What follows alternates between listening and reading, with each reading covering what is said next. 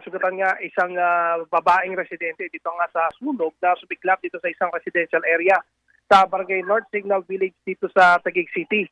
Ayon sa Taguig City BFP, nagsimula itong sunog dito sa isang dalawang palapag na bahay sa bahagi ng 11th Avenue Extension dito nga sa nabanggit na barangay bandang alas 3 ngayong hapon. Umabot lamang sa unang alarma itong sunog at ganap din namang idineklarang fire out alas 3:29 ngayong hapon.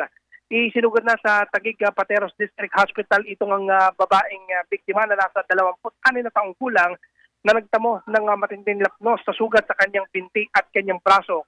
Kasunod nga nitong sunog na sumiblag sa kanilang bahay.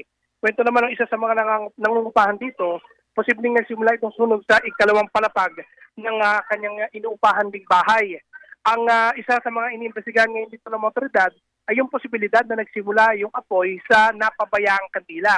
Kwento kasi nung isa sa mga nangungupahan dito ay may isang linggo na raw kasi na walang supply ng kuryente dito nga sa kanyang inuupahang bahay.